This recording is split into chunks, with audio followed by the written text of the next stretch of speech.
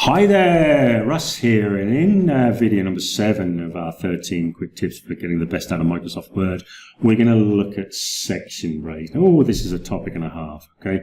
Now, I've emphasized the fact that styles are the biggest thing in Microsoft Word, and they seriously are. I mean, if you want to scale stuff on a 1 to 10, with 10 being the most important, words would be 25 or 30, okay? Seriously, I cannot underestimate that. But they're a 10, definitely, okay? Section breaks are the second most important thing, or the hardest thing to understand, and they're kind of related to styles, because everything in Word has a style. But the problem with section breaks is they have a defined purpose, okay, which a lot of people don't understand what it actually is. Now, there are two types of breaks in Word. One's a page break, and the other one's a section break. Okay, that's it in its simplest form. The purpose of a page break is to put the cursor at the top of the next page, like I just did there. Okay, that's all a page break does. It does nothing else. Okay, it doesn't change portrait, doesn't change anything in the document, it doesn't change any formatting, doesn't allow me to do anything else, that kind of thing. All it does is it puts the cursor at the top of the next page where I can start typing here. That's all a page break does, and I can add another one, and another one, and another one, and that's its sole purpose. Okay. Now, if I change the orientation of this document from portrait to landscape, every single page will change. Now let me just work with a couple of pages, like so. Every single page will change to landscape. Similarly, if I change it back to portrait, so I put my page break back like so, then everything in the document will change. Now, when I create a new document in Word, it has to have a section. This page here is a section. If you look in the bottom left of the status bar here, you'll see I've got page 1, section 1. I've also got some other things here. If you want to turn these on and off, right click, and then you can select from what you want. So if section's not visible, select it to make it so, okay? Now this is a blank document, there's nothing going on in there, apart from the cursor is blinking.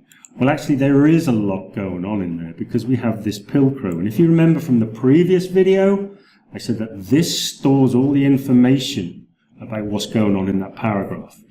Well, we don't actually have any text or anything in there, but what this one does, this particular Pilcrow does, is it stores all this document information. It stores that it's portrait, it stores that it's, if I look up here, that it's A4, that it's got normal margins, 2.54 left, right, and center. Left, right, top, and bottom. And it's got a layout of this, and it's got a headers and footer, blah. So it's got a lot of information, and all of that's getting stored in there. Okay, that's what that thing is doing. Now, if I come back to my document 2 here, if I want to change this to landscape, because I've just got a page break in there, that's all I'm going to get is everything changes. However, if I want to actually just change part of the document, I need to change the structure of the document. So I want one page is portrait, the other one is landscape. And the only way I can do that is by using a section break. That's what section breaks do. They allow us to change the structure of the document.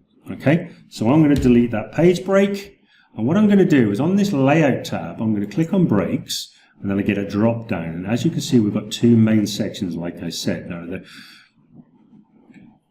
this top, it's labeled incorrectly by Microsoft. Okay, but the only one here is a page break. These aren't page breaks. These are more like section breaks kind of things. They change the structure of the text in the document, but they're not page breaks. That's wrong. Okay, but below it here we've got section breaks, and we've got 4 types of section break. Now the main one you're going to be concerned with is the next page break.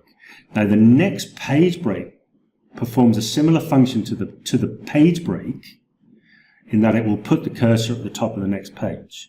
But what it also does is it allows us to change the different sections of the document.